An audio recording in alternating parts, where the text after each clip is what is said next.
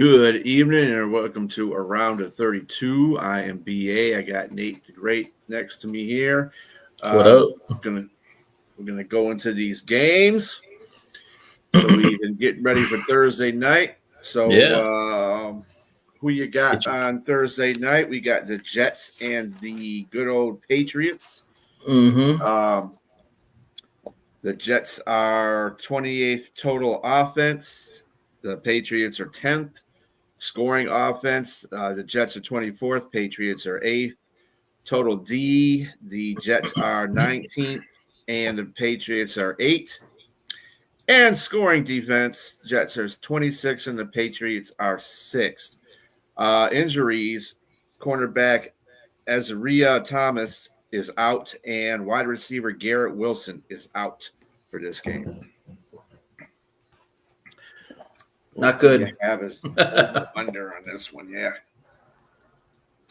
So right now, the Patriots are 12.5-point favorites at home, and the Jets, the total for the game is 43.5. So they expect a blowout. Yep. I think the Jets been playing fine, but I just think the Patriots are going to be too much for them. And then without Garrett Wilson, that's just one less target they got for Justin Fields. So, do you think the defense keeps them in the game at all? Shows any pride? Not really. No. Nope. So you're probably taking. This is an inferior team. The teams that the Jets have just played are not inferior like the Patriots. Our Patriots are playing really good. So normally I don't take that big of a cover, but I think in this case I probably will. I think it could get very ugly for AG's team because the way Drake May's playing, this team is just, the Patriots. I was on record when I said the Patriots are going to make the playoffs at the beginning of the season. And this is not just a good team. This is a team that could vie for the number 1 seed in the AFC. That's scary. So, yeah, definitely taking the Patriots. So outside of Garrett Wilson, that was the only injury. Patriots are clean? Yeah. Mm-hmm. Okay. All right. What's your fantasy on those? Yeah. Well, Garrett Wilson was going to be my guy, but I forgot he's out. I'm going to say Breece Hall. I think that if the Jets want any prayer of a chance of keeping this game close, they have to be able to run the football. The Patriots' run defense is what? What's the Patriots' run defense ranking? Patriots run deep. Well, I don't know what the run defense is. I don't think it's that elite. So I think that it's probably middle of the pack. I think I don't think they're. Patriots run defense is where they at? Oh, they're number 1 against the run. Oh shit! Wow. Okay. Well, I guess I was wrong. Yeah. So. Yep. Oh man. Put yourself for that one. Yeah. Oh man, I don't know who the hell to pick on now. Who's their second receiver? Is it Lazard? Possibly. God damn. Yeah, I don't know. Whew. You know what? I'll just say Breece Hall. Screw it. It's going to be, if you have any Jets players, you're not starting any Jets players. But if you did have one, you might take a flyer on Breece Hall to get at least a touchdown or something like that. But yeah, it's going to be tough sledding against that number 1 run defense. And then on the Patriots, yeah, pretty much. And then on the Patriots, I am going to go TreVeyon Henderson. I think that he had a really good game last week, and little by little, he's outseeding Ramondre Stevenson. And I think that TreVeyon at some point is going to be the feature back because of his speed and the ability to catch out of the backfield and the burst. And so I'm going to say TreVeyon Henderson tonight, and I picked him up for fantasy too. So. If anything else, he can hold on to the ball. Doesn't seem like. Yeah, but if he gets in space, he's like Gibby, man. He's lightning in a bottle. Like you're not going to bring him down. So I think they're going to give him some more opportunity, especially if this game gets out of hand. you definitely will see him get more carries.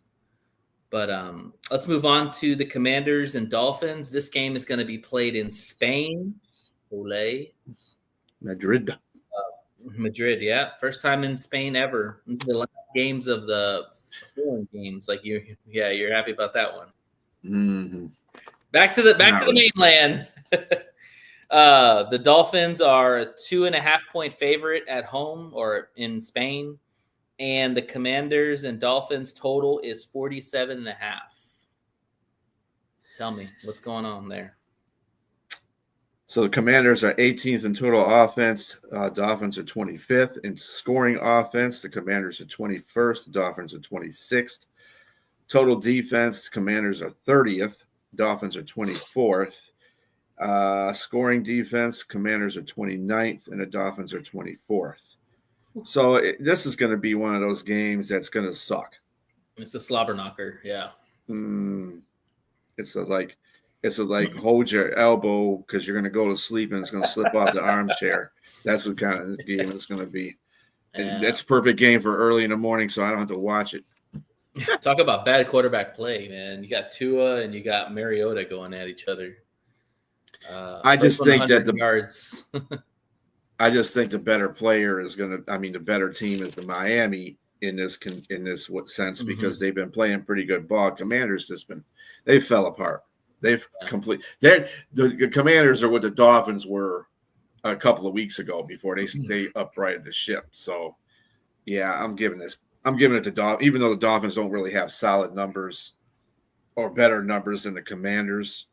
No Jaden Daniels again. I don't even think. Well, it doesn't say that Scary Terry is not playing, so he might be back. But the Commanders are going to be missing defensive tackle Deron Payne because he's suspended.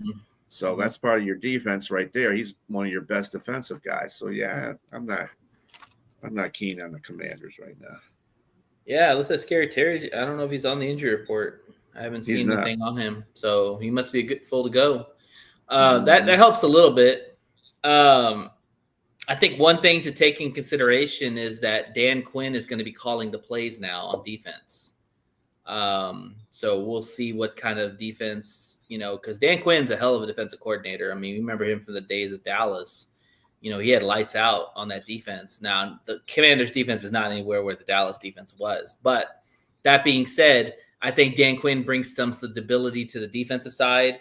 And so we could see a little bit more of a passionate, aggressive defense if we look at his past.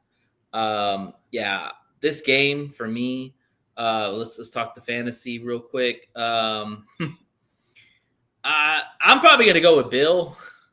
I think Bill's had some rough games, but he's also played some tough teams, Seattle, Detroit. I think he has a pretty good game against the Dolphins. I think you could slot him in for a touchdown, maybe a catching touchdown. I think it's a good game for Bill. And that's Jacoski Merritt for people that don't know who Bill is, FYI. I don't know how the hell he got the name Bill. Well, they talked about it, but it's so random. Like Jacoski Merritt, and his name is Bill. Like it's so crazy. That was a childhood name he received. Yeah, but still, it's just Anyways, and then the Dolphins. I'm going with my boy A-Chain. A-Chain is tearing it up. I think he had 174 yards last week, 2 tugs. I mean, this guy is lightning in a bottle. He's probably the most electrifying running back that we don't even talk about because he plays on the Dolphins. We talk about Saquon, we talk about Gibby, we talk about Bucky Irving, but nobody talks about A-Chain, man. A-Chain is tearing it up this year. He is really the Dolphins' offense, and you get that guy in space, and he's a track star. He'll take it to the house. So give me Devon A-Chain for the fantasy side. And so what do you feel about the cover? Do you think that the Dolphins cover at 2.5, or do you feel the game's going to go over 48 points or under? Was it 2.5? Mm-hmm. That's about right. It's a tough play. They have a good. I would stay away from this game. I would. I think they're going to cover. They're going to over. It's going to be over. They're going to win by over. So you think the Dolphins are going to cover easily? Okay. Yeah. I'm going to go against you. I'm going to say I'm going to take the points of the Commanders just because the fact is that I think that Dan Quinn could get some of this defense right, and Tua is known to throw picks. And so if the Commanders have a chance of winning this game, it's probably by a field goal. I don't see either team blowing either one out. I think they're both putrid offenses, and they'll keep it close. That's why the cover is 2.5. So I think it could be won by a field goal. But I'll take the Commanders with the points. All right. Bears and Vikings. Vikings are 3-point favorites at home. The total is 48.5. Talk to me. So Bears are third in total offense. Vikings are 24th. Bears are 7th in scoring offense. Vikings are 21st. There's a disparage. That's a disparage in the offensive side. But check this out. The Bears are 27th in total defense, and the Vikings are 12th. So funny, right? Our Bears are 28th in scoring defense, and the Vikings are 18th. So I mean, and right now the Bears are going to be so far without a safety, Jaquan Brisker, linebacker T.J. Edwards, wide receiver Ja'Day Walker, and the Vikings maybe. I've seen they had a DNP, but the day for today.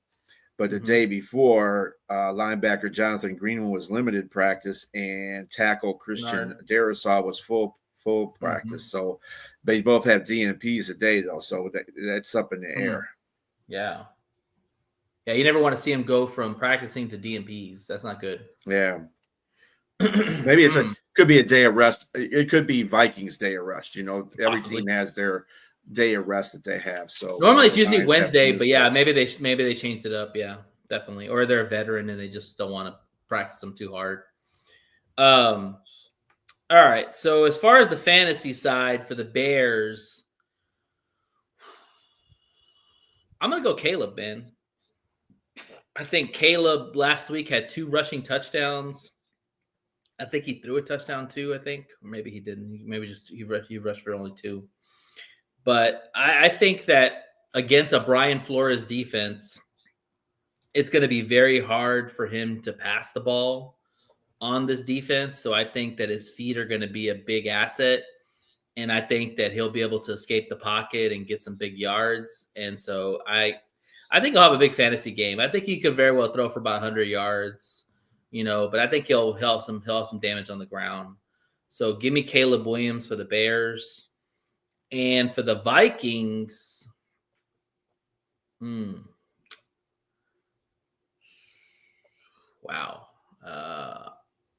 I'm gonna say Hockenson. I think Hockenson has a big game. Jetta just does not seem. I mean, part of it's because JJ McCarthy's throwing the ball, but Jetta just doesn't seem like Jetta from past years. I don't know if he's just not engaged or what's going on. He just doesn't seem like the Jetta past. I'm gonna go Hockenson. I think he catches a touchdown, probably gets 100 yards. I don't like the guy, but I think he's gonna do well. The Bears are terrible at stopping tight ends. So yeah, give me Hockenson. And do you think the Vikings cover at 3, or do you think the game goes over 49 points? No, it's not going over 49 points. Do you think a defensive game kind of, or low scoring? Yeah, it's defensive bet. I kind of like the 2.5 they're giving Minnesota because it's at home. Mm-hmm. They'll probably win by a field goal because Minnesota's offense isn't exactly firing us, and they're not asking a lot. It depends on if Chicago can stop the run. That's really what's going to be the point in that. Yeah, they stop the run. JJ's not going to have any kind of. He's not going to be in for no good passing game because he's not doing well. I mean, he's doing good enough, but he's not. He's like 100. I think he averages like 150 yards per game. So looking at that, yeah, they got to stop the run. But I think the Vikings will pull it out with a field goal. Yeah, I think this is interesting play because the Bears have been pretty hot lately. Now, yes, they haven't really played anybody. But I think a lot of people like the Bears in this game, and I think that they'll put some money down on the Bears. So I think definitely they'll take the points with the Bears. This is a division rival game. You know, we saw this with the Lions and Vikings. Anything can happen. If Caleb can play well against a Brian Flores defense, this tells me that Caleb's taking another step forward in his maturation. But I think a lot of people expect Caleb to struggle because he has struggled in games. But like again, he makes plays with his feet. So if you're asking me, I'd probably take the Bears in the points. I do agree with you. I do think this game goes under. I do not think they're going to put up 25 points in each team. Both offenses are, they're okay. I think that too, on top of it, the way the Bears have won the last couple of weeks against some bad teams, they had to come back against Cincinnati, and if it wasn't for the fact Cincinnati sucked on defense, you know, they wouldn't have won that game. Then they beat the Giants. They beat the Giants in the fourth quarter because the Giants self-destructed with Wilson as a quarterback instead of putting in 30 for 30. It goes as far as the Commanders, man. Remember the Commanders game? They turned over the ball like 3 times just by their own forced ways. They didn't even force the turnover. It was just a bad handoff or something like that. Yeah, this team's been winning by the margins. Yeah. Minnesota's also beat them already in Chicago, so you got to think of that too.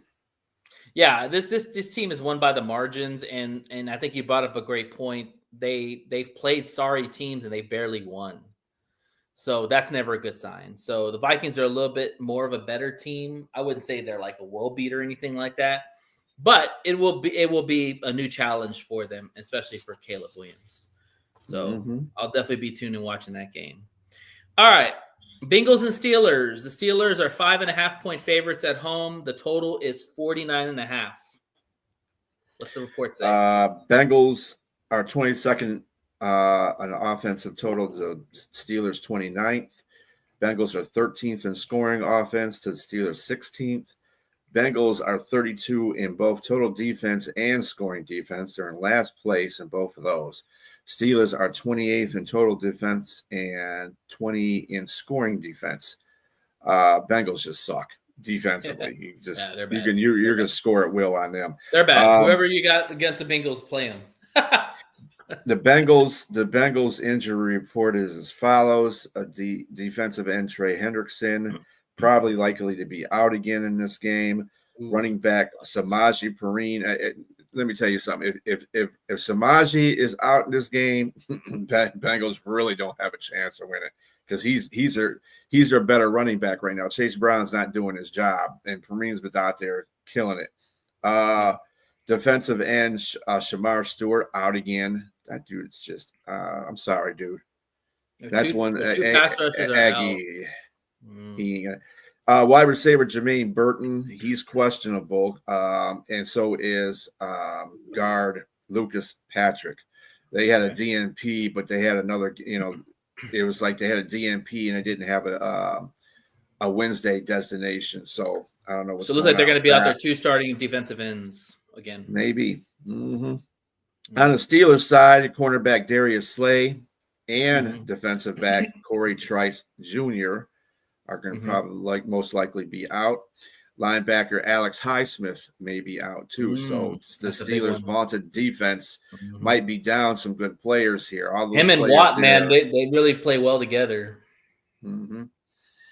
So, there you go on that one. What we got for the over under in that game? It's a 49.5. So for the fantasy, I am going to take Jamar Chase. Jamar Chase is going to eat crazy. You mentioned Darius Slay being out. It's either going to be Ramsey or it's going to be Joey Porter guarding Chase. Good luck with that. I would take Chase all day. He's going to get probably at least 10 targets, maybe 20 targets, 100 yards, probably a couple of tugs. If you got Chase, start Chase. He's going to ball out. All right. And then on the Steelers side, I'm going to take DK Metcalf because you talked about the defense. With no pass rushers, they traded Logan Wilson, their linebacker, to Dallas. He was their best linebacker they had, too. So their best linebacker's gone. They've got no defense. They don't have their starting defensive ends. They're both going to be out. Give me DK Metcalf, man. I think Rodgers, he needs a get-right game after kind of being shellacked against the Chargers. I think this is the get right game, and they need to win this game because you've got the Ravens breathing down your throats. Joe Burrow is about to come back for the Bengals, so he's going to make it interesting. So, yeah, I think DK Metcalf goes off for this game. Probably 100 yards, probably at least 7 or 8 catches, probably a touchdown, maybe 2. I mean, I don't trust anybody on the Cincinnati Bengals to stop DK. So, do you see the Steelers covering at home? And do you see the game going over 50? I do see Pittsburgh covering at home. That 5.5 is about right. I think they'll have like a 10-point win over Cincinnati. Cincinnati's just they're falling apart. I'm sure they can't wait until Burrow comes back. I mean, Flacco's been doing fine for what he's been able to do, but he can't play defense. So that's what's killing. It's a tough ask. It's a tough ask for 40-year-old Flacco to be able to go out there and have to play defense. Generate offense every possession. That's what they're gonna have to do. I'm gonna take the points. I'm gonna take the points with the Bengals because it's a division rival game. Both teams can put up points. We saw what Joe Flacco did against Mike Tomlin's defense in Cincinnati. So he can put up some points, and you got Chase and Higgins. So that's all day. I think it's won by a field goal. And so I would take the points with the Bengals. But you're right. It could be a blowout too. But I'm going to take the points with the Bengals. All right. Buccaneers at Bills. The Bills are 5.5-point favorites at home. The total is 47.5. Okay. Buccaneers and Bills. Let's see here. Buccaneers and Bills. Where the hell are they at? What are they? I just had them too, but here they are. All right. So Buccaneers are 17th in total offense. Bills are second. Buccaneers are 11th in scoring offense. Bills are 6th. Buccaneers are 20th in total defense. Bills are 14th. And Buccaneers are 14th in scoring D, and Bills are 11th. Kind of funny that the defense reads that way for the Bills, considering they give up a lot of yards rushing. Right. That's where that's their bugaboo right there is the run defense for sure. Guard Ben Bredeson for the Buccaneers looks to be out for this game, and linebacker Hassan Reddick also looks to be out. Godwin has a chance to come back in this game. Obviously, everybody else is pretty much healthy for Buccaneers. So Bucky Irvin's back. Bucky Irvin should play again. It should play in this game. I saw he practice. I don't know if he's going to play, but I mean, he might be ramping him up. He didn't have any. He had what was it? Limited practice and full practice today. So okay, so he's good. That's a big for the Bills for that running game. Bills defensive end. Tight end Dalton Kincaid may not play. That's a big loss. Defensive tackle Fedarian Mathis won't play either. Both of them have DNPs. Yeah, Dalton's working through some stuff. So but Dalton's a big target for Josh. I mean, he doesn't have a lot. Yeah, Dalton's one of them. All right. As far as fantasy for the Bucks, oh man, I'm gonna go Emeka Egbuka. I mean, Emeka Egbuka has been tearing it up, and you mentioned Godwin's going to come back. So if Godwin does come back, it makes Emeka even more dangerous because not all the coverage will be on him. It'll be on Godwin too, and Bucky's back too. So you have to pay attention to Bucky in the backfield or even on the flat. So I'm going to say Egbuka. I think Egbuka has a 100 yards, maybe a touchdown or two. And as far as the Bills, I'm going Cook. I think that for the Buffalo Bills to have success in this game, you have to have Cook run the football. If Cook is not able to run the football, you're putting a lot more pressure on Josh Allen. And, Todd Bowles loves to throw those blitzes. And so you got to get Cook going. You got to get him cooking. So I'm going to go Cook. He's one of the best fantasy running backs this year, and they desperately need him to have a good game. So, do you think that the Bills cover at home, and do you think the game goes over 48 points? This is going to be a tight game. Yeah. I think if Bucky Urban is playing, they have real problems with it. They still have problems with run defense, Yeah. even in wins that they had. They did a pretty good job against Carolina when they played Dowdle, but he still had some significant runs in that game. Right. They just were able to shut most of that down. This is Tampa Bay, though. They have a very good offensive line. And like I said, if Urban plays in this game, it's going to be a long afternoon for Buffalo. Yeah. I think they're going to win. I'm not taking the points. I'm going under on that. I think that. I'm with you. I'm with you. I'm taking the Buccaneers with the points. I think 5.5 is a lot for these two teams. Baker Mayfield's playing at a high level. He's getting his weapons back. Even though it is on the road, Buffalo has shown that they are suspect to playing down to competition at times. So you mentioned the Panthers and all that, and they lost to the Dolphins. But yeah, I definitely would take the points for the Buccaneers. I think I agree with you. It's going to be a close game. I think it's going to be a shootout. I think you very well could see Baker and Josh Allen just dueling it out because both quarterbacks can score. So, and can run the ball too. So we'll see. All right.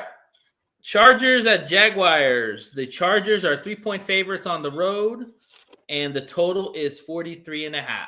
What you got? Chargers are 8th in total offense. Jaguars are 19th. Chargers are 13th in scoring offense. Jaguars are 18th. Chargers are 4th in total defense. Jaguars are 23rd. Chargers are 8th in scoring defense, and the Jaguars are 20. There's no Thursday reports, so I didn't see anybody really. A lot of the DNPs were rest. That was for yesterday, but today I didn't see any reports. There was nothing on there, so I hate that.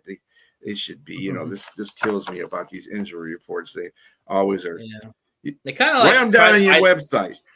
They don't want to give anybody a leg up on anything. They try to hide their stuff, and they're supposed to. Right. So, but anyway. All right. Let's see here. So for the Chargers, I am going to go with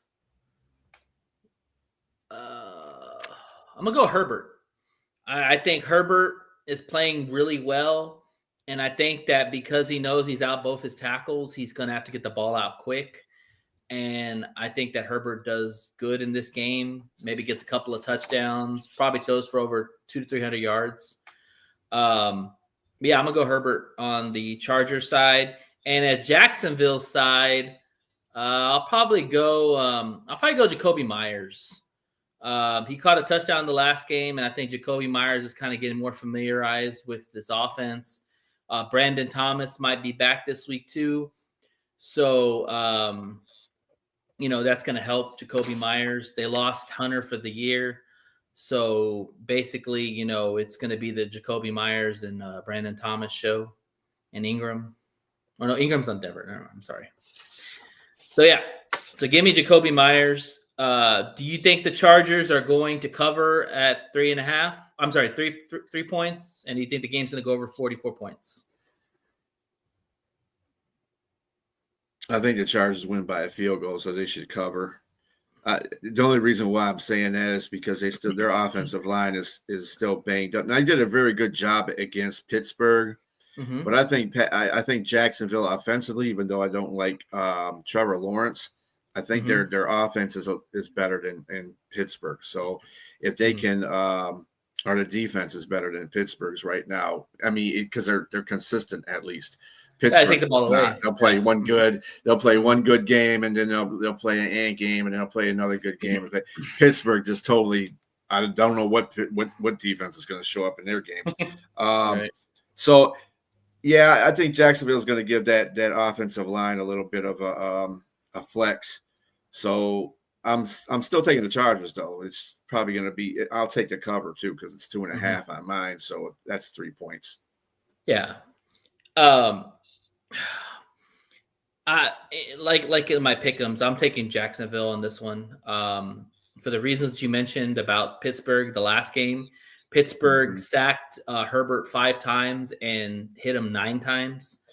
And so if there's one strength that Jacksonville really has is their ends. Shortfall. Yeah, It's possible. I mean, they have momentum. They're playing better. There's no doubt. Yeah, Washington is exactly where the Dolphins were like 2 or 3 weeks ago. So that's why I say I think Dolphins will win that game. But yeah, that's fine. Yeah. Go for it. So back to what I was saying, the Jacksonville strength for me is a defensive line. I mean, when you have Josh Allen 2.0 and you have Travon Walker on the other side, they're going to put pressure on those tackles. And the one thing is, if you can put pressure on Justin Herbert, he's not as good. And they really don't have a running game. I mean, Vidal's their running backs. They don't really have their starting running back. Omari Hampton's still hurt. So this could very well be a tough game for the Chargers. That's why I'm taking the points with Jacksonville. And I think this game's going to be under. I don't think it's going to both offenses are not really that good. We mentioned all the injuries that the Chargers have. So it's going to be a 1 or 2 point game? Yeah, probably by a field goal, yeah. I mean, well, that would cover. Unless you're picking it would push. Yeah. Yeah, because if the Chargers win by a field goal, it pushes. But but in my case, I'll take the points. So either way, they win by 3 or they lose by 3, they're good. So yeah, I think this game's gonna be interesting for the Chargers because, like I said, those tackles being out for Herbert, that's a huge loss, man. Like any team that loses 2 tackles, find me success in those situations. They're lucky they've won some games. Well, I don't know how. Well, I mean, he did very good against Pittsburgh after Pittsburgh, had that real good defensive game. Right. So I thought, he got sacked 5 times and they still won. Yeah. I picked Pittsburgh to win that game because of everything that the Chargers were going through. But Chargers still found a way, and they beat the hell out of Pittsburgh. It wasn't like they just beat them by a field goal. They beat the crap out of them. So yeah. So if you follow that analogy, they should beat Jacksonville, but we'll see what happens. Yeah. All right. Packers versus Giants. Packers are a 7-point favorite on the road. The total is 42.5. All right. For the Packers, we have their number 12 in total offense. The Giants are 14th, surprisingly enough. Packers are 15th in scoring offense. The Giants are 24th. Packers are 5th in total defense. The Giants are 29th. Packers are 7th in scoring defense, and the Giants are 27th. For the Packers, cornerback Nate Hobbs probably will not play. Doesn't make a difference because he wasn't playing anyway when he was in there. Yeah. The Giants quarterback Jackson Dart is out. 30 for 30 will be starting. Defensive lineman Chauncey Golston, he may be out. Offensive lineman Evan Neal might be out. This is for the Giants, by the way. Safety Tyler Nubin might be out. And defensive lineman Raheem Nunez-Roches will be out. Linebacker Bobby Oriki will be out. Wide receiver Darius Slayton may be out. That's a big one because 30 for 30 needs people to throw to. We ain't got nobody to throw to. It's going to be worse for him. Yeah. Linebacker Kayvon Thibodeau is also on a short path to being out. So, Thibodeau might be Giants out. are missing a lot of big name players on their team. Wow, so. That's a big loss if Thibodeau's out. Wow. Okay. All right. Well, the Packers. My fantasy person for the Packers is probably going to be Josh Jacobs. Josh Jacobs has been, he hasn't been as successful in the run game, but he gets into the end zone.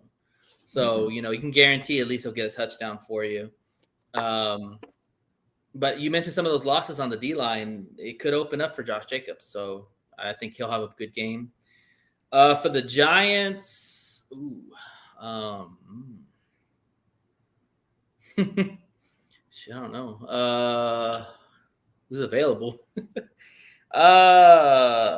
Man. I'm gonna say Theo Johnson, the tight end. I think that, with famous Jameis out there throwing the ball, He's going to be under a lot I think of. you'll find him.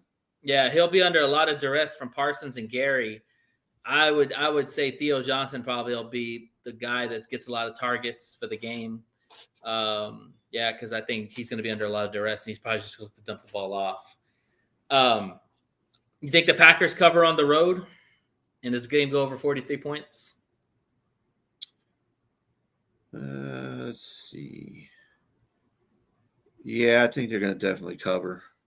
Okay. The Giants, if these players don't play, and just Jackson Dart in general not playing is going to be bad for them. That's a huge loss. That's why they cover so much, because if he was playing, it'd probably be closer to 4, I would imagine.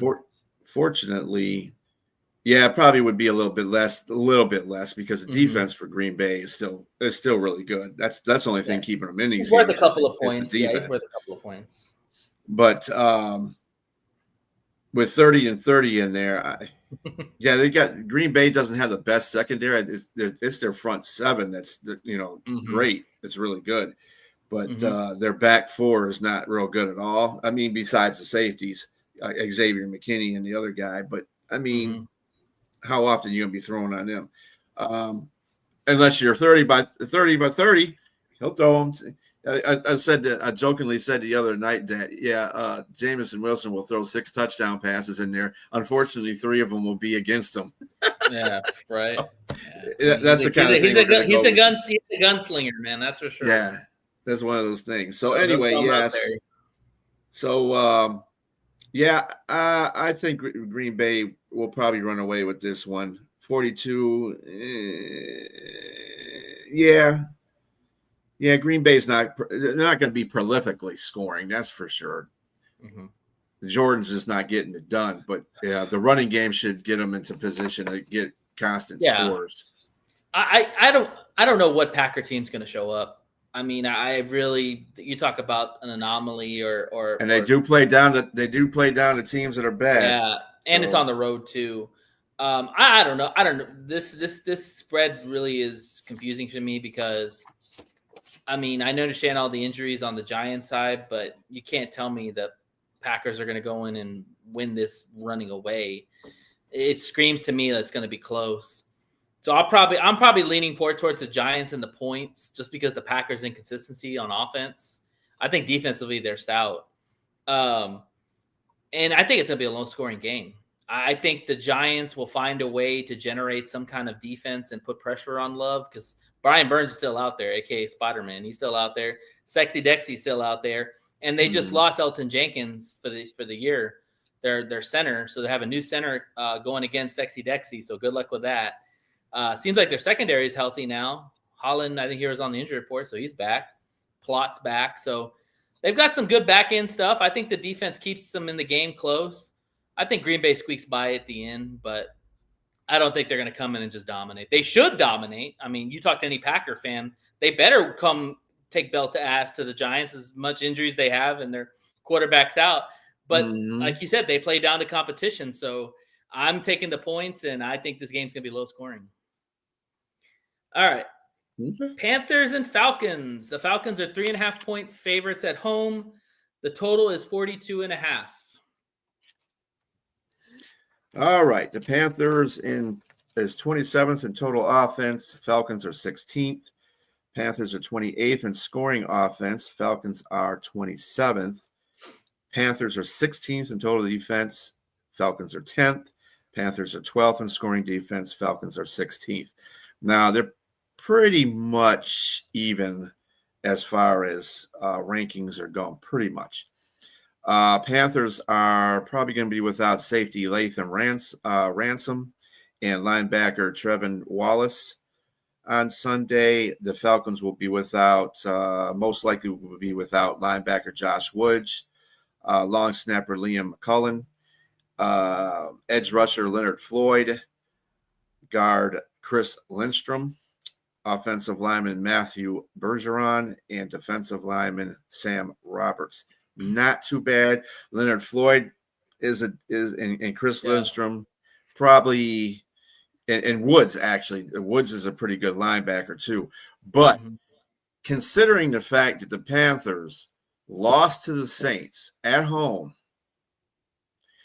Now, and we can go all the way to the beginning of the season and say, well, they blew out the Falcons, like, they didn't let them score but that was in the beginning of the season. Yeah. Now I think the Falcons are pissed off. The Falcons are pissed. They're in games. They just ain't winning games. That's the thing. They're not closing. They're not closing the games out. They're not closing the games out. But with this being the Panthers in their division, and they just got their butts kicked by them in the beginning of the season, I think they're going to come back for revenge in their own house.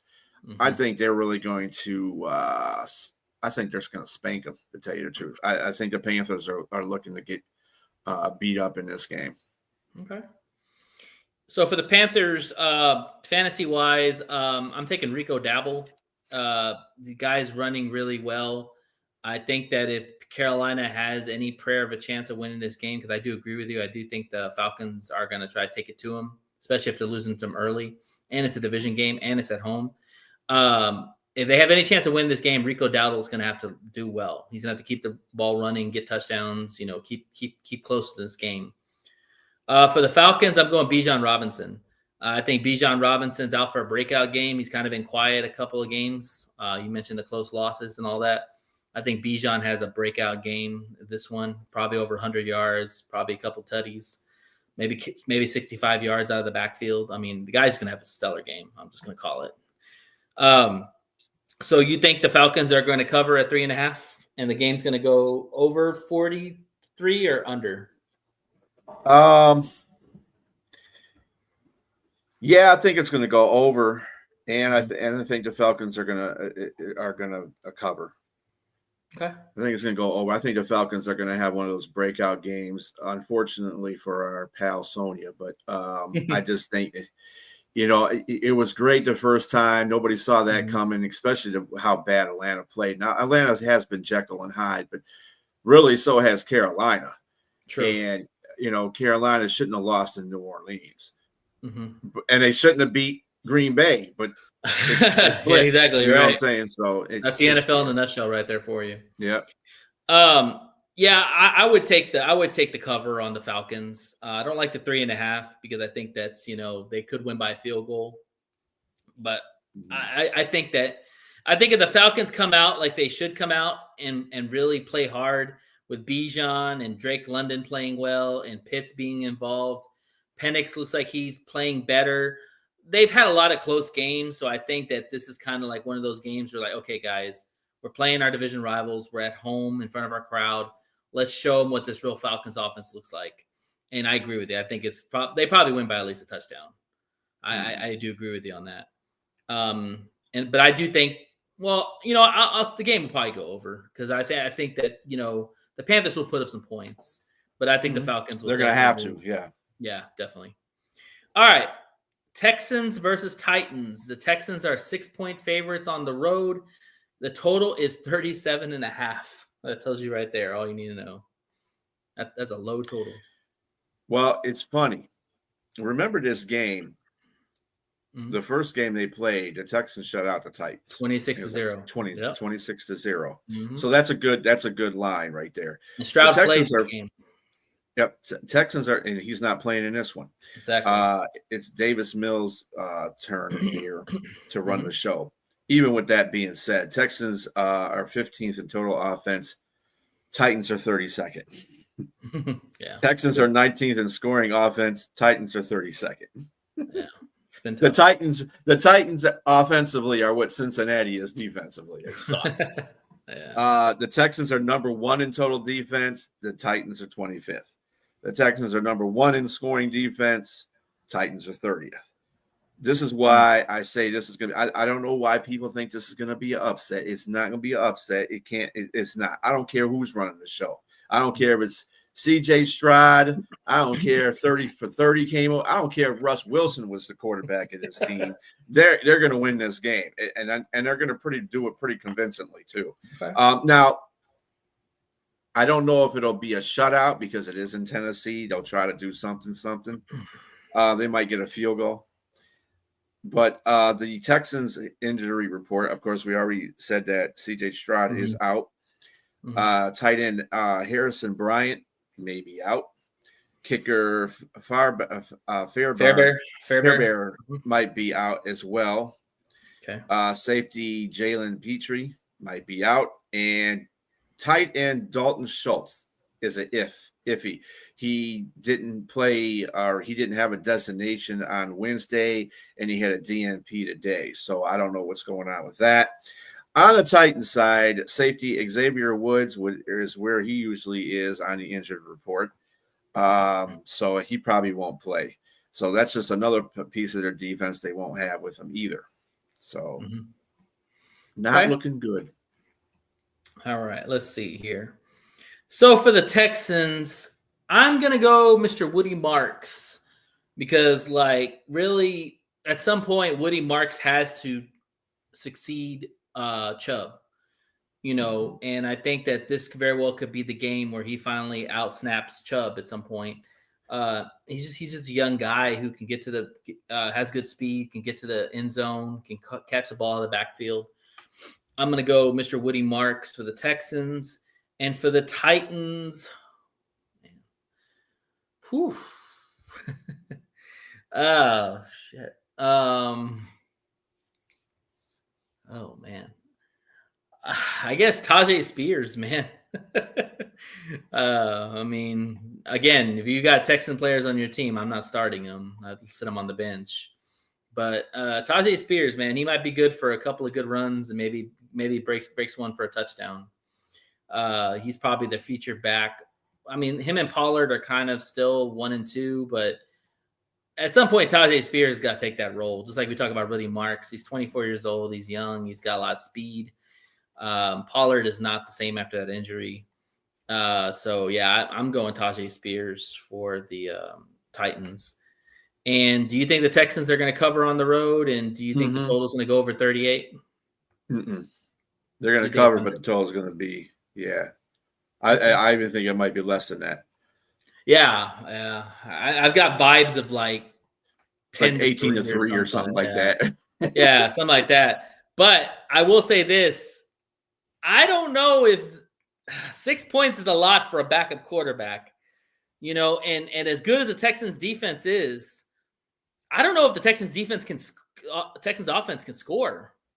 I don't believe in Davis Mills, and I'm not a big fan of him. And I don't know how many points they're going to be able to put up themselves. Because I mean, well, all that emotional stuff don't make a difference because he came back on Jacksonville, and Jacksonville's a way better team than the Titans. So. And he came back in the fourth quarter and got him. And that was a game that actually Houston didn't play very good defense in, which was unusual. That's true. That is true. But, so I think their defense will get back. Their defense is always – they're number one in a lot of categories. In defense. Their defense is very, very good. There's no doubt about that. They are a very good defense. Their defense has got to play to win games. I just don't trust that offense. Their offense. Yeah, I just don't trust that offense. That's my thing. It's like – they're still better. I was playing – yeah, that's fair. I mean, damn. Me and you could be out there playing quarterback and still beat the damn Titans right now. Yeah, Texans don't have an offensive line either, so I don't know.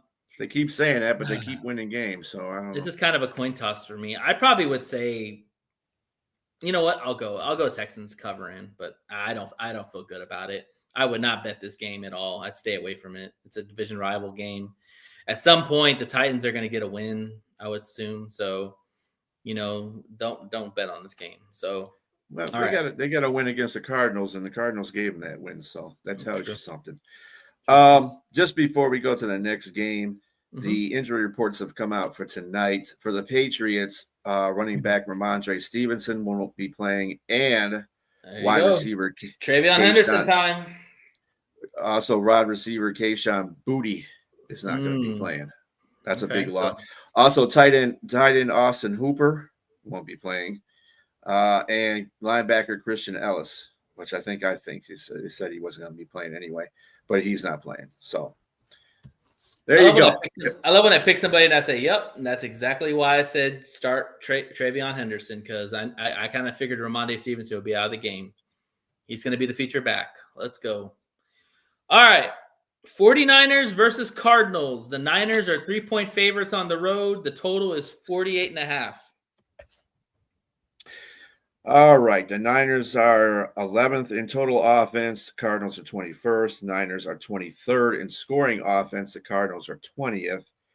They're 20. The 49ers are 21st in total defense. Cardinals are tied with them as well, 21st. And the 49ers are 15th in scoring defense, and the Cardinals are 19th. Now, in saying this, and there was no Thursday report, so I don't know what's going on with that. I didn't see anybody that had a DNP by them for Wednesday, and there was totally no Thursday report. So, I would say I think that Purdy's coming back in this game. Yeah. Also, Persall is coming back in this game. Persall. Yeah, and the Cardinals are still starting on Jimmy or Jacoby. What's his name? Jacoby Brissett. And they're running. Their running backs are still Bam Knight. I just gotta say this. Looking at both these, I like the 49ers because Cardinals just can't. They're tripping over themselves. The offense has gotten better, but the defense is acting like they can't stop anybody all of a sudden. Yeah. I don't know what to another key injury to add to. Marvin Harrison Jr. is out right now. He had surgery on his hip, I think, or something like that. So he's going to be out a couple of weeks. Let's see.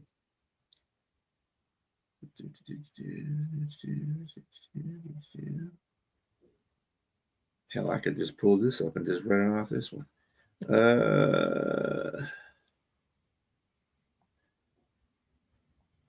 Oh yeah, he's gonna be out. Yep. So there you go. Yep. He's gonna be out, Mike. But do you know who's just to put in something for fantasy? Michael Wilson. Look out for him because he'll be taking the spot of Harrison. Okay. Which will probably be another reason why I think I like San Francisco in this game because it just everybody's just out. Yeah, I mean, getting Purdy back is definitely going to help. I think that's why the line went to 3. All right, so for fantasy implications, I'm going CMC. I think that if the Niners want to, with Brock Purdy coming back, he hasn't played in a really long time. It's going to be rusty. Handing the ball to CMC is probably going to be their game plan and just kind of work Purdy into, getting the rust off. So I think he'll have a big game, probably over 100 yards, maybe a couple of touchdowns, maybe 60-something yards on the ground. I think he's going to have a really good game. And for the Cardinals, Trey McBride. I think that now with Marvin Harrison being out, you mentioned that guy Mack. I think Trey McBride becomes a big factor, probably going to get a huge target share now. And with Warner being out for the year, they don't really have a linebacker that can cover Trey McBride. Hell, nobody really does. So I think Trey McBride's going to have probably 100 yards, probably about 7 or 8 catches, probably a touchdown or 2. So he's going to be in line for a big game. So from what you said, it sounds like you think the Niners are going to cover at 3. Oh yeah. Okay. I like both of these numbers actually. Yeah. And so you think the game will go over 49.5 or 48.5? I'm sorry. Yeah. Okay. Yeah, I think the game will go over. Man, I just don't know what Brock Purdy's going to look like. I mean, they're going to try their best to stop CMC because they know that that's their heart and soul. Jacoby's played well at home. That's another team that just hasn't been able to get out of their own way. They've lost close games. They played them within the margins. I'm going to take the Cardinals at home with the points. I think that they keep it close, and I think that, it's going to take some time for Purdy to get back into the swing of it. So I think Jacoby can get a win this game. So Cardinals are 18th against the run. And I mean, if CMC goes off, it's over. It's over early. But if they can stop CMC, although the 49ers are 27th in rushing offense, which is amazing enough. That is really, it's interesting. So it might be the fact they might stop him. Yeah, yeah, and it's at home too. So at some point, they got to get a win. All right. Seahawks and Rams, probably the game of the year. The Rams are 3-point favorites at home. The total is 48.5. Talk to me. Seahawks are number 9 in total offense. Rams are 5th. Seahawks are 3rd in scoring offense. Rams are 5th. Seahawks are 9th in total defense. Rams are 11th. Seahawks are 5th in scoring defense. Rams are 2nd. Wow. This is going to be a very, very good game because these teams match up very well. Yeah. Now Seahawks had beat them the first time in Seattle, but now it's in LA, which basically don't make too much. Probably more Seahawks fans than there'll be LA fans. Right. There's no injury reports for either one of the teams. Oh wow, so they're healthy. That's good. Well, let me see something real quick here before we go through all that because Davante Adams is going to play, according to what they were saying. He was kind of banged up the last game, but looks like he's good to go. I think Puka's going to be back as well. Let me see. I like looking at there when I can't find anything on it. Let's see. Jay Sundell is out for Seattle. He's a center. Let's see. Other than that, everybody else is on IR. Yeah, a lot of the players. A lot of Seattle players that were out were basically cornerbacks, like Josh Joby.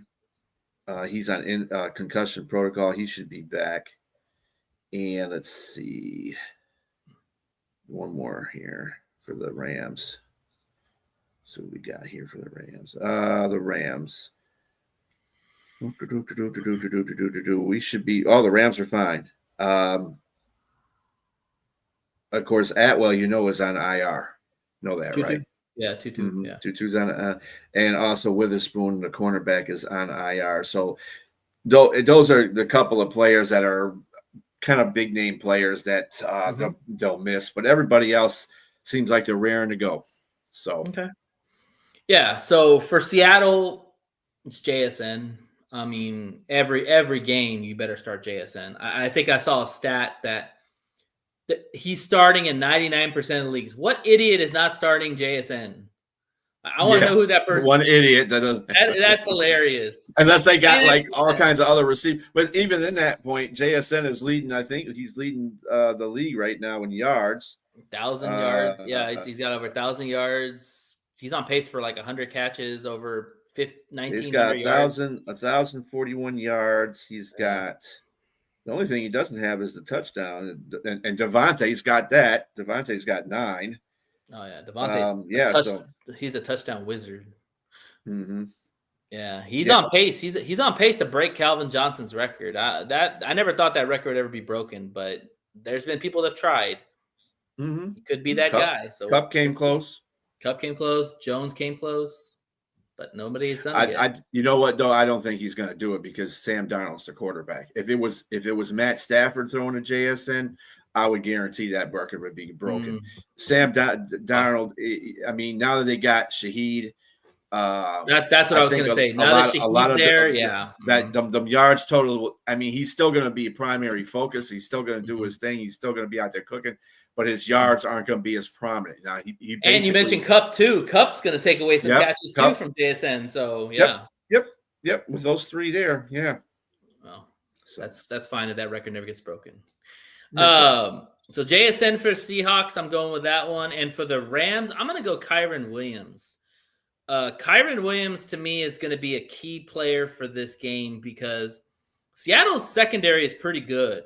When you talk about Wooten and you talk about Weatherspoon, you talk about Nick Anori, the safety they got, the rookie guy from South Carolina who's really playing well. They're going to put a lot of pressure on those receivers and Davante Adams and Puka. So I think Kyren Williams has a chance to really have a big game if they can get him going because Seattle, yes, their defense is good, but you can run on Seattle's defense. And I think Kyren Williams is going to have a good opportunity to do that. So I'm taking Kyren Williams. So do you think the Rams cover at 3 points at home? And do you think the game goes over 49? Yeah, I think it's going to be I think, you know what? This is a tough call. I'm gonna take a under. They're two I think damn the good, Rams. two good damn teams. Yeah, they're like mirror images of each other. Mhm. I'm gonna take the under for the Rams, and I'm gonna take the over for 48. I think there's gonna be a lot of scoring in this game. Yeah, it could very well be a shootout, no doubt about that. Yeah.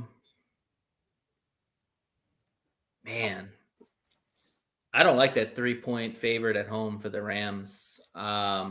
I'm gonna take Seattle because Seattle's a good team, and Seattle very well could go in there and really beat the Rams. Like they could put Stafford on his ass very quickly with that defense because Mike McDonald is a very good defensive coordinator. Yeah, I think if anything, it's a push. 3 points is probably right around for the Rams. If they win the game, it's probably a push by field goal. But I'll take Seattle with the points. I think Seattle's just such a good team that if they're getting points, I'd take the points. Just like if the Rams were dogs, I'd probably take the Rams too. So I think you can't go wrong with that play. All right. Chiefs versus Broncos. The Chiefs are 3.5-point favorites on the road. The total is 44.5. All righty. The Chiefs are 7 in total offense. Broncos are 13th. Chiefs are 9th in scoring offense. The Broncos are 17th. The Chiefs are surprisingly 6th in total defense, and Broncos are 3rd. And Chiefs are 4th in scoring defense, and the Broncos are 3rd. So it's closer than people think in the defensive department. Pretty much. Pretty much running back Isaiah Pacheco may not be playing in this game. That's big. For the Broncos, tight end Nate Atkins is doubtful. Running back J.K. Dobbins is doubtful. Linebacker Jonah Ellis is doubtful. Linebacker Alex Singleton is doubtful. And, of course, cornerback Patrick Surtain is going to be out as well. He's going to be out because he's not going to come back until after the bye. In fact, this is the last game, and then they have the bye, and then he comes back. So you need Patrick Surtain versus those receivers. All right. For fantasy implications, I'm going with Xavier Worthy for the Chiefs. I think without Patrick Surtain, I would definitely go after that Moss guy that Denver has or Jahad Barron, the rookie. I would definitely go Worthy. And Worthy's familiar with Jahad Barron because they both played at Texas. So I definitely think that they'll be matched up, and I would take Worthy for probably a big touchdown. I think, he's kind of like Jamo Williams. He's going to be a guy that's either going to get you 40 points or he's going to get you 10 points. But I think Worthy's going to be a big factor in this game against that secondary. I'm surprised you didn't say Rashid Rice. I think Rashid Rice is going to have a field day with this game. The reason why I say Rashid Rice is because as good as Rashid Rice is, he's not a burner. Worthy is a guy who you could put in gadgets. You can put him in go routes. Rashid Rice is a burner too. Well, but compared to Worthy's a 4.2 speed guy. That's all I'm saying. So Rashid's pretty much a 4.2 speed guy too. They all have. Yes, that's why they got Rashid Rice. No. In fact, you don't look thing. fast on the field. He gets caught a lot of times. The thing about it, Buffalo wanted Rashid Rice in a draft, and they're I don't know why they traded with. He's fast, but he's not Worthy fast. Worthy broke the record at the combine, but I get what you're saying. You can't go wrong. That's a combine record. That don't mean crap to me in a game time situation. All you have to do is play bump and run with Worthy, and he's out of the game right there. If you're taking a shot, Rice is a little more. That's all I'm saying. I'm just saying. Yeah, I get you. You can't go wrong with either one of them. And then Denver, since you mentioned J.K. Dobbins is probably out, I'm going R.J. Harvey. I like R.J. Harvey. I think that he was drafted in the second round. They like his speed. They like ability to catch out of the backfield. He's another guy. J.K. Dobbins has been playing really well. So this is J.K. Dobbins' team as far as running the football. But since he's going to probably be out or banged up, I think R.J. Harvey gets a big target share in this game. So, and he's been coming along little by little. So give me RJ Harvey for the Denver Broncos because I really don't think you're going to be able to run a lot on that Chiefs defense, but they can use RJ Harvey out of the backfield too. He's got ability to catch the ball out of the backfield, get him on a linebacker, make it tough for those guys to cover. So I'll go with him. And then, so the Chiefs, do you think the Chiefs will cover on the road at 3.5? And do you think the game goes over 45?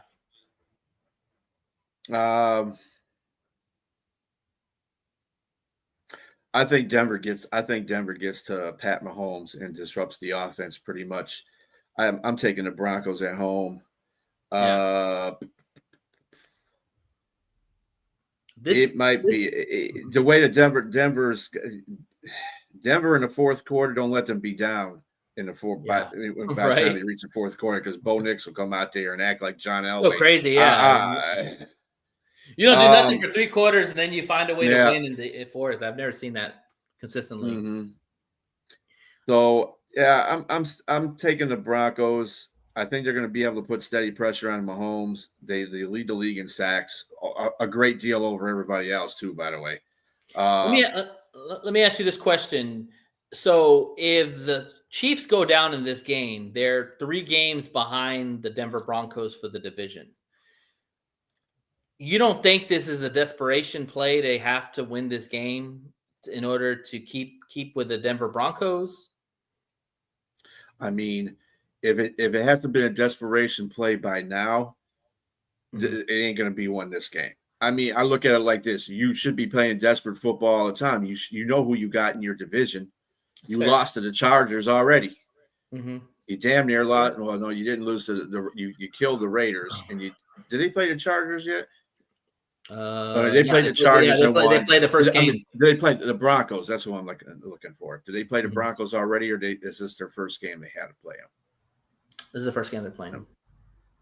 So and the Broncos got really good defense, and they do. That's what the Chargers did to the Chiefs. They played really good defense against Pat Mahomes, and he didn't do nothing. They will put pressure on those tackles, no doubt, for sure. Mm-hmm.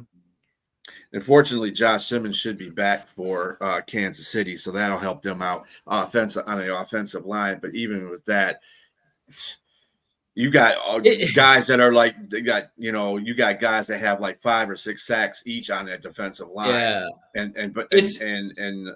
Benito. It's really hard to go against Patrick Mahomes, but I'm with you. I definitely think that Denver's defense is going to be a handful for Patrick. It's going to be similar to that Buffalo game where they put a lot of pressure on Patrick without a running game. Not having Pacheco is huge because I don't trust Hunt to run the football. Like at some point, the Kansas City Chiefs need to go out and get a running back to help Patrick Mahomes because every good quarterback has a decent running game. Patrick's never had a good running game. They had that one year they won a Super Bowl when Pacheco was a 7th-round pick, but that was it. They need to go out and get a running back. I'm staying away from this game too because it's Patrick. But if you are betting this, I probably would take the Broncos at home. I think that's a safe play because even if they lose the game, they'll probably win it by 3. I see this game being very close. Mm-hmm. And as far as the total, I would probably say this game very well could go over because I think both quarterbacks can definitely throw the ball around the yard. Patrick's going to put up his points. You mentioned Rice. You mentioned Worthy. You mentioned Travis Kelce. But Denver's got their own guys. They got Ingram. They got Harvey. They got Sutton. Sutton's been kind of quiet. I think Sutton very well could have a good game in the. Got Franklin too. Troy Franklin too. Yeah, there you go. His teammate of Bo Nix. Absolutely. Mm-hmm. So I'm definitely going with the points for sure. All right, Ravens and Browns. The Ravens are 7.5-point favorites on the road. The total is 38.5. Wow, that's low. Wow, it's Cleveland. They're probably expecting ugly weather too, I'm sure. Ravens are number 20 in total offense. Browns are 31st. Ravens are 10th in scoring offense. The Browns are 29th. Ravens are 26th in total defense. Browns are 2nd. Ravens are 25th in scoring defense. The Browns are 17th. Let me tell you something about this game before I get to the injury report. Well, the Ravens in general. The Ravens are starting to get better defensively. So every week I see their ranking is going up. The Browns have been pretty steady, but they've been falling a little bit too in defense. I mean, Myles Garrett is their defense. Myles Garrett's on pace to have 20 sacks this year. Yeah. He's got 11 right now. On the Ravens side, and Lamar Jackson's playing. So that already ups the ante.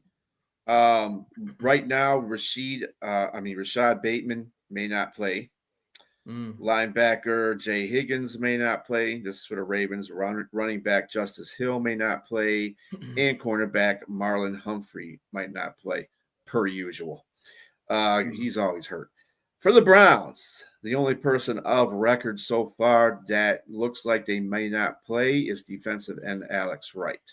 Everybody else is fine for fairly healthy. Yeah. All right. So for the Ravens, I'm gonna go with Derrick Henry. I think as the season winds down, it's gonna get colder. This is Derrick Henry time. This is where I think Lamar is going to lean on Derrick Henry, especially with Myles Garrett, bearing down on Lamar Jackson. I think they have to get the running game going.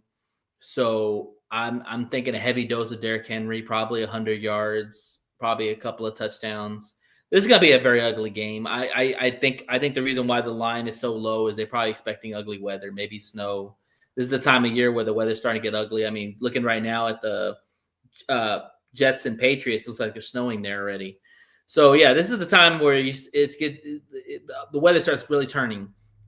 I think so. Yeah, so I'm going to take Derrick Henry with the Ravens, and then for the Browns, Quinshon Judkins. I mean, if the Browns want any chance of hell of winning this game or having a chance, is Quinshon Judkins has to get the ball.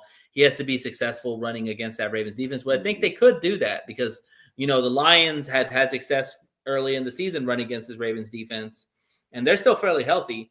I mean, they just don't have Madubuike inside. They have all their other guys. So I think Quinshon Judkins very well could be a guy that could keep this game close. 7.5. What do you feel about that cover? I think that's a lot for a division rival game. Well, you got the Lamar Jackson factor in the whole situation. Fair. I think that's and notice something about you in your fantasy picks. You never pick quarterbacks. You just pick running backs and wide receivers. Those are the givens. You gotta know what the quarterbacks are. I'm not starting Gabriel, and I'm not starting Lamar Jackson. Of course, the given. I'm thinking outside the box, giving some other people some hope. But thank you for pulling that out. But anyway, Lamar Jackson is. I think it's just that the Baltimore offense will do just enough, and the Cleveland defense, can't stop Lamar Jackson like they can stop any typical quarterback that they play. And it's a division game. Baltimore's defense can probably stop Cleveland's offense pretty much. Like I said, their defense is getting better every game. Yeah. So as long as that happens, I don't know. I don't want to say not 7.5 because Lamar Jackson. I'm staying away from 7.5, bro. That's a lot on the road. That's a lot on the road to cover it. Again, but Lamar Jackson is no different than Patrick Mahomes. I mean, that's fair. Happen. That's fair. But you look at who they're going against. The Cleveland Browns defense is pretty good. Yeah, I mean, we talk about Myles Garrett. Patrick Mahomes could be going against the Broncos defense, which is about as good as. Yeah, it's probably better than the Browns defense at this point of the year. What was the Browns defense? Oh, sorry. What was the Browns defense? They were second. The Broncos were third, but in scoring defense, the Broncos are third, and the Browns are 17th. Oh, so wow. Okay, so it's not much of a difference, but it is a difference. Yeah. Mm-hmm. But yeah, I mean, and they gave Kansas City 3.5. If it was a 3, I would definitely go with the cover for the. You can bend my arm backwards on that. I mean, I think the Ravens did pretty good against Chicago or Minnesota when they played them in Minnesota. Yeah. Of course, it wasn't Cleveland's defense. You know what? I'm going to take Baltimore, but I'm taking the under on that one because I Oh, I don't think they're I'm going to definitely get taking the 7.5. under. I'm telling you, man. I think it's gonna be ugly weather. The, That's a the low 38 total. the 38 Yeah. and a half points might be fine, but yeah, 7.5 is much too much to give that Ravens offense, even with Lamar. I think so. And we haven't really seen, to be honest, we haven't seen the Ravens put up a whole bunch of points.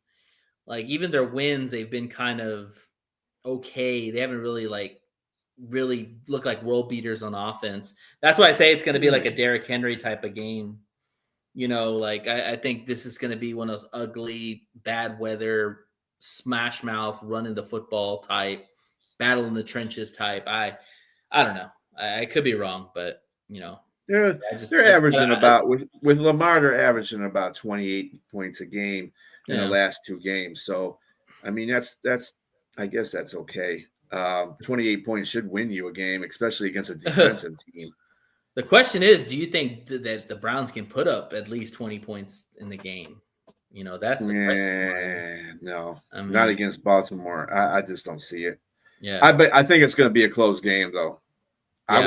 I would even go issue out to maybe it'd be a 4-point game or something like that, like a 27-23 game. Yeah, I think 3 to 4 is 24 probably, to 20. Yeah, 3 to 4 is definitely closer to the margin than 7 points. 7.5 is a lot. I mean, that's a touchdown and that's like 2 scores right there. Yeah, I don't know about that, but we'll see.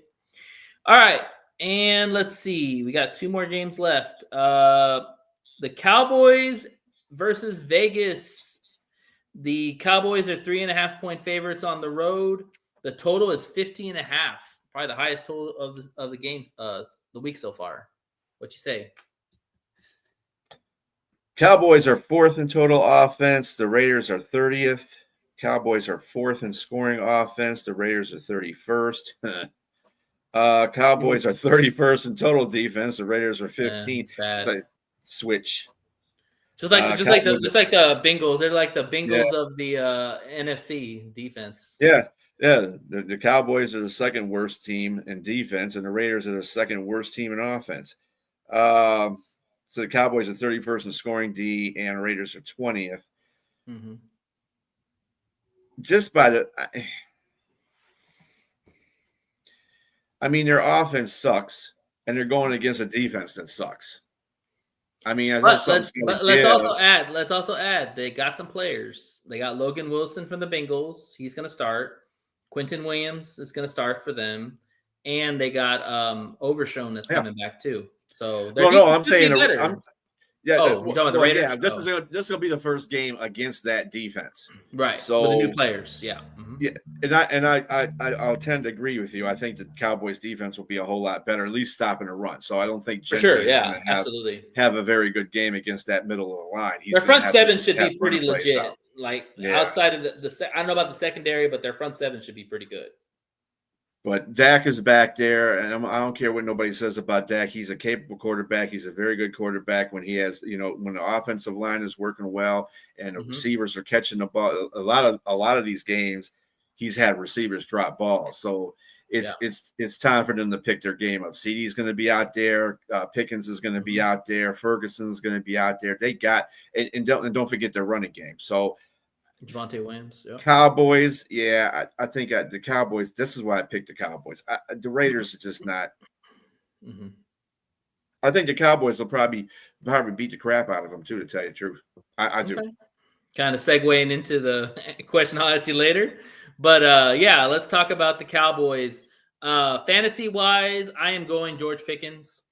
I think a lot of attention is going to be on CeeDee Lamb. If I'm the Raiders defense, I'm taking CeeDee Lamb out of the equation. I'm bracketing him. I'm throwing 4 guys on him. I'm being facetious, obviously. I think this is the George Pickens game. I think that Dak is going to look for the wide open receiver, and I think it's going to be George Pickens. He's been a great addition for the Cowboys. He's a very electrifying, athletic receiver, and he's looking to get paid. And so – give me George Pickens. It's Monday Night Football. I think he has a really good game, probably over 100 yards, a couple of touchdowns. Could have maybe about 8 or 9 catches. So, give me George Pickens for the Cowboys. And for the Raiders, I am taking Brock Bowers. Brock Bowers is their That's a number good one one. target. Yeah, losing Jacoby Myers, they don't really have anybody else other than Brock Bowers. Tucker is a Lockett. guy that Lockett, yeah, Lockett. Lockett once upon a time was really good. But yeah, Brock Bowers is their offense. I think he's going to get a lot of targets, a lot of catches. He'll probably be over 100 yards, probably a touchdown or so. If the Vegas wants, what's up, man? If Vegas wants any chance of winning this game, you better get the ball to 89. Period. All right. So you're kind of alluding to you think the Cowboys are just going to beat the crap out of them. So you're taking the cover on the Cowboys at 3.5. Yeah.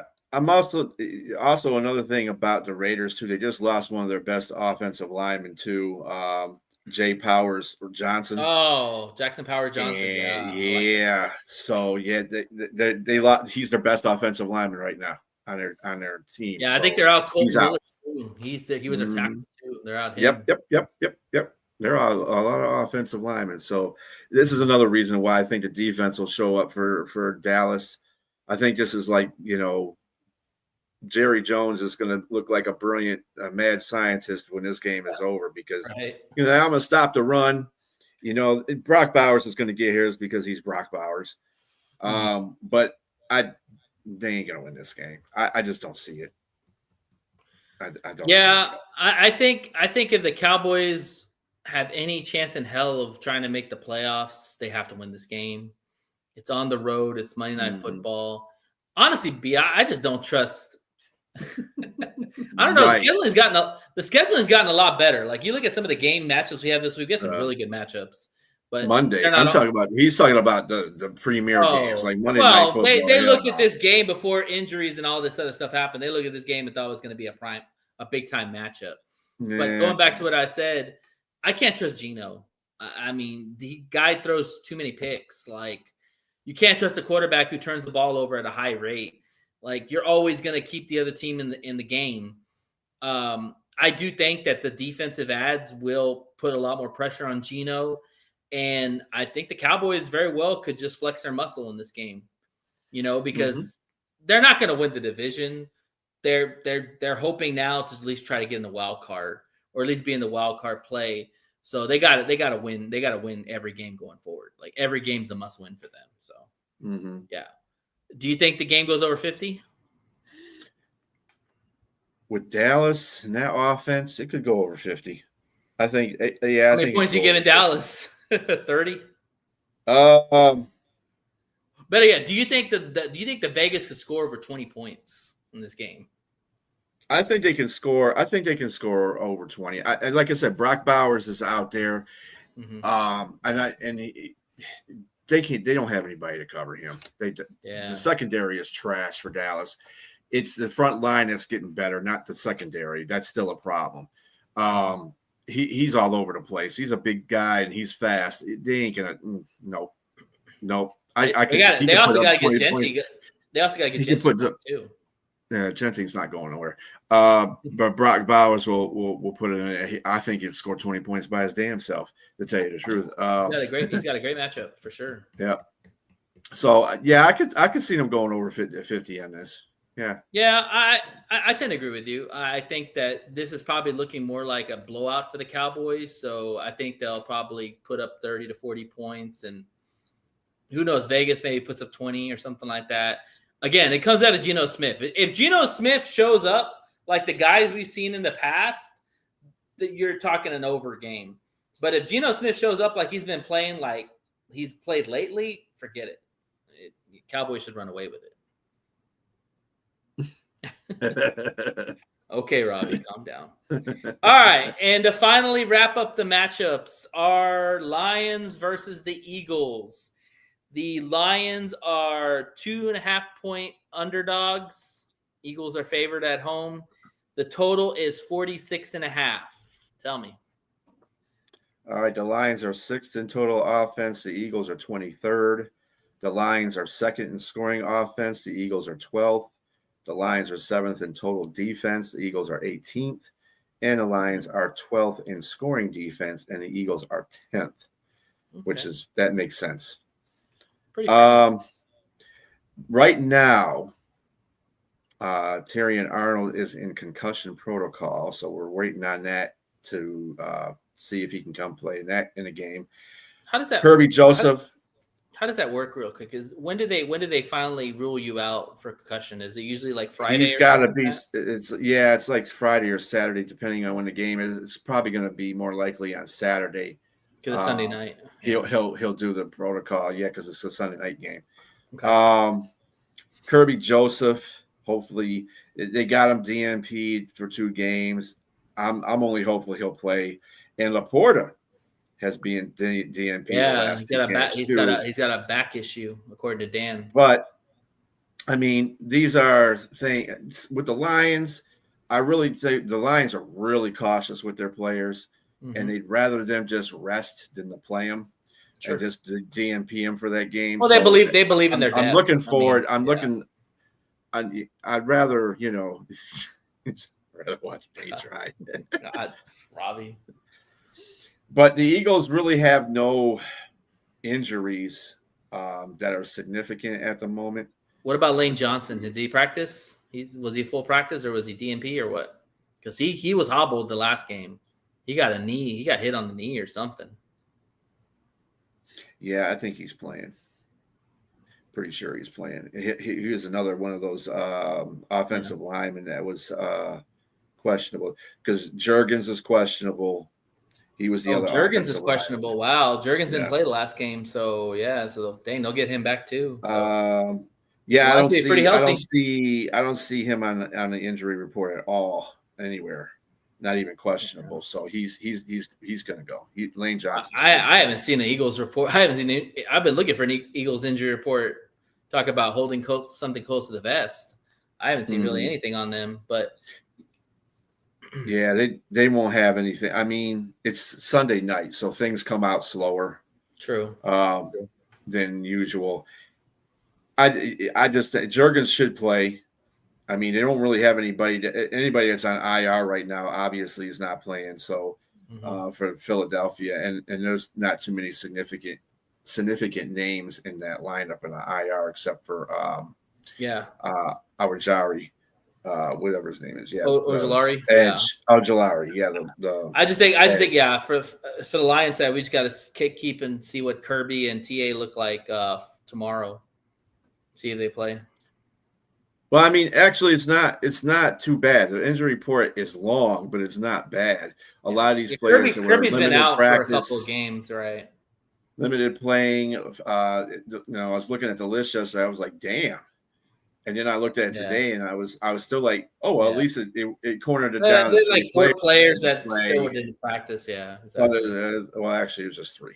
But the rest of them got limited playing to full practice, so that's a good thing. Yeah, the TA one concerns me because when you going against Devontae Smith and AJ Brown and Dallas Goedert, you need your secondary healthy.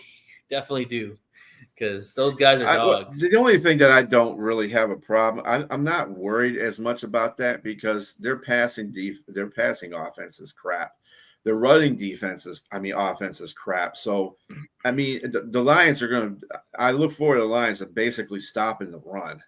That's going to – Saquon may be all that in a bag of chips, but they've done this to a lot of good running backs. It's not like it's the first time the Lions have stopped good running backs. So, I can see them stopping them and just forcing Jalen Hurts to pass.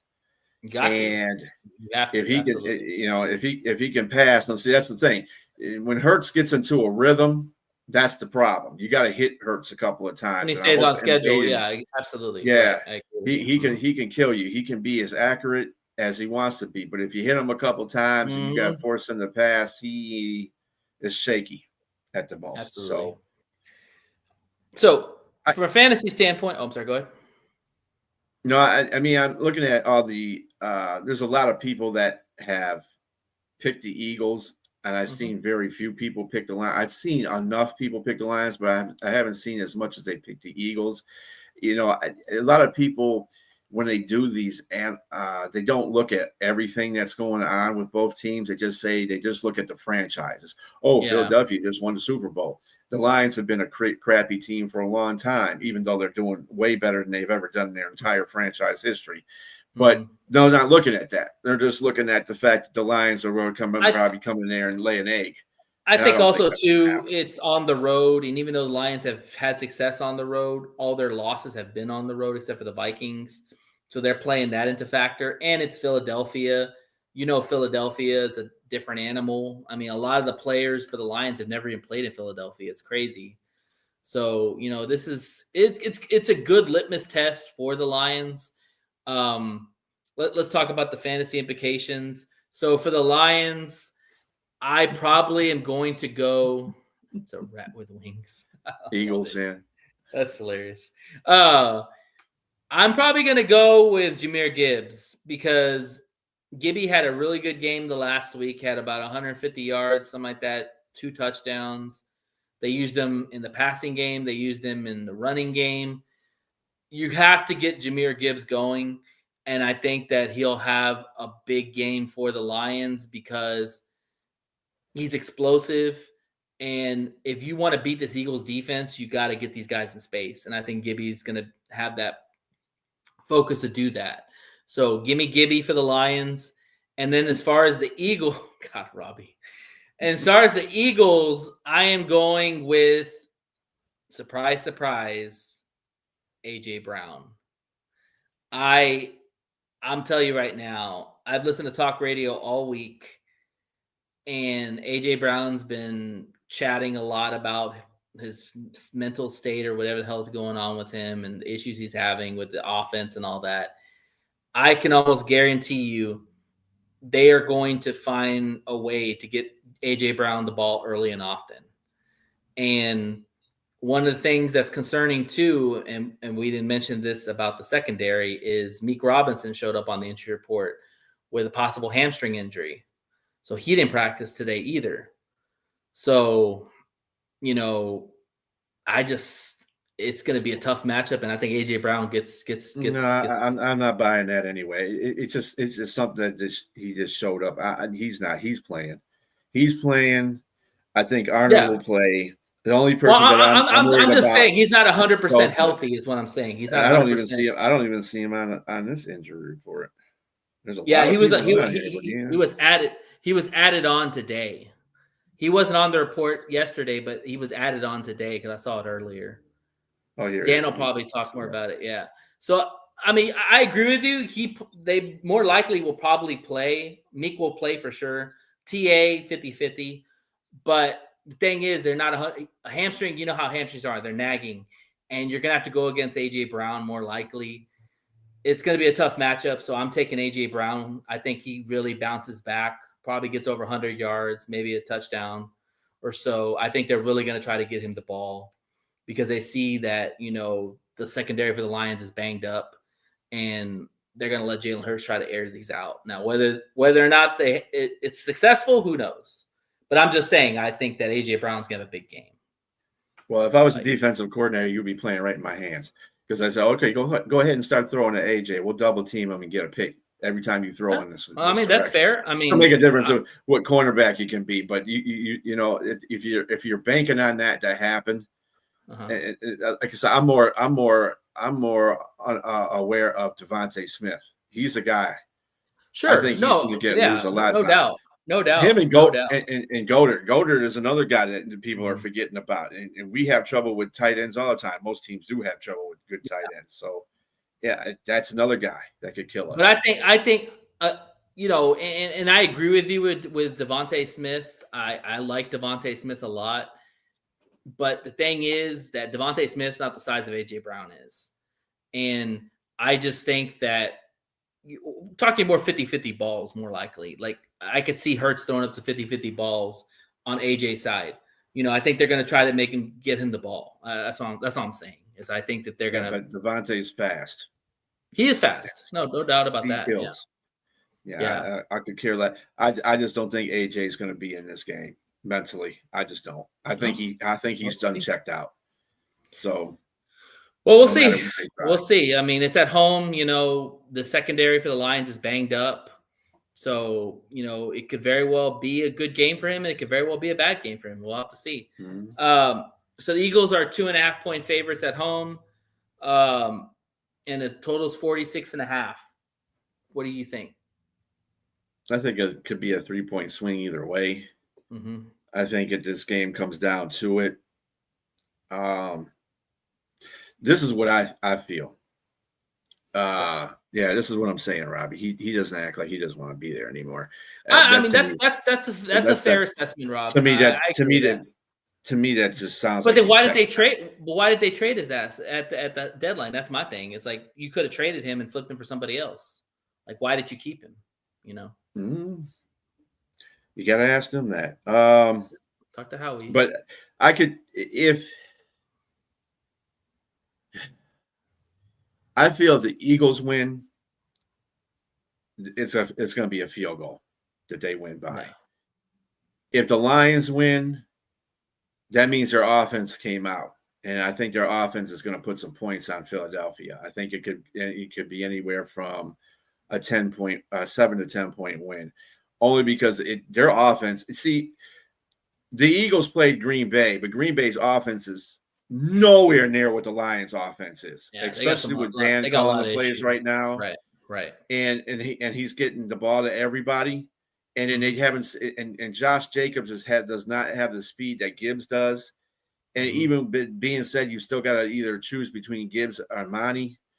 Laporta is the only thing that bothers me on the injury report, because hopefully he can play, because he adds to the pass protection, and he's a great tight end on that. So that's we got to watch that one. That's a big part of that offense too. Are you concerned at all about the interior of the line versus Davis and Carter?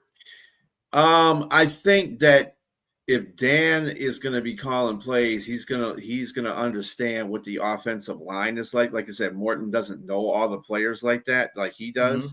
Mm-hmm. And well, I mean, Jair Alexander he's another guy who's unchecked out in football. Period. It doesn't make a difference what team he was on. I would just say that he'll scheme the offensive line toward the Philadelphia strengths. So if Philadelphia, their two defensive tackles are like awesome, and really all they got to be focused on. I'm not worried about Penei. I'm really not worried about Decker either, as far as the edge rushers are concerned. Penei can handle whatever comes his way, whether it's Graham, whether it's Phillips, Nolan Smith, any one of those guys. I don't think they're not Micah Parsons. They're not their strength is their D tackles. They got Jobo, they got Davis, and they got Carter. They got 3 legit tackles inside that can wreak havoc.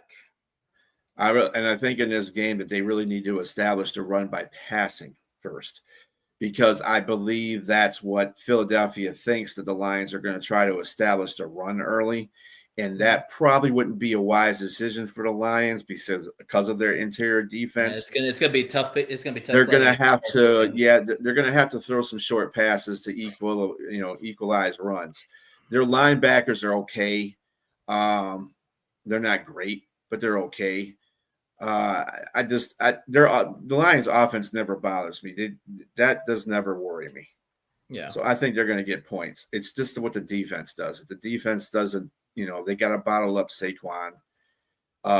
They got to do a decent job covering the pass and doing a decent job pass rushing, getting to Hurts a couple of times so it shakes them up a little bit. They can do that. They should win this game. But if that fails, this swings the pendulum into whatever Philadelphia does. So Philadelphia can win this game by a field goal. So I think if the Lions can keep the Eagles in third and long distances, I agree. That favors the Lions. If it's on schedule and you're talking 3rd and 5 and 3rd and 4 or 3, that's tush push territory. All they got to do is run the ball a couple of times, and they'll get into the 4th and 1 or 3rd and 1 situations. So it's going to be key for the Lions to get them on those 3rd and longs. That's what the Green Bay did, basically. They put them in 3rd and longs themselves. So, it's going to be an interesting matchup. I mean, there's a lot of good plays. Like I said, I am concerned with the secondary. This is going to be a tough matchup if our guys are not all there. And you have to rely on some new guys like we did the last time. I mean, they came out and showed out at home. Like, can they do the same thing on the road? That's going to be interesting. So we'll see. So I think anytime, I hope so, Robbie. Oh, yeah. I think anytime you're betting the Lions, if they're dogs, you probably take the points, which I will always take the points with the Lions. I rarely take them when they're favorites because they find ways to not win or they don't cover. So I unless they're playing like really sorry ass team. So this is a really good team. So I'm taking them as the dogs. And I think this very well could be a shootout. I don't think either defense is going to be able to stop their quarterback. I think Goff's going to get off and they're probably going to play zone and Goff's going to pick them apart. And Jalen Hurts can very well get some deep shots on us and, score some points. So I think it's definitely going to be a high scoring game. So, well, that wraps up the week 11 matchups. Got some good games. Yep. Good games this week. Well, most of them are good games. Otherwise, are not. Yeah. So. But I mean, like the Eagles Lions is going to be a good game. The Bears Vikings, I'm intrigued to watch that game. The Bills Buccaneers, the Rams Seahawks, of course. Chiefs Broncos. Like, it's about 5 or 6 games right there. Like, it's going to be good to watch. So I'm definitely going to see what's up. On that note, we only got like 4 minutes until Thursday Night Football starts. Yeah, it's about to rock out. So check it out. And the Pats are in their northeastern uniforms. Those jerseys look nice. Sharp. They do look sharp. I like those colors, yeah. I saw the whole thing, and I was like, yeah, I can see how that fits. Other than that, though, enjoy your weekend of football. And, again, bet wisely out there, folks, okay? Don't bet money you don't have. That's right. Anyway, we do have betting lines for that, the 1-800-GAMBLER. Yeah, there you go. Yeah, we need to put that phone number at the bottom. If you have problems there you go. 1-800-GAMBLER. Mm-hmm. If you have problems betting, call this number. That's actually a good idea. Okay. Yeah. All right, everybody, have a great rest of your evening, and we will talk to you again next Thursday. Peace out. Good night.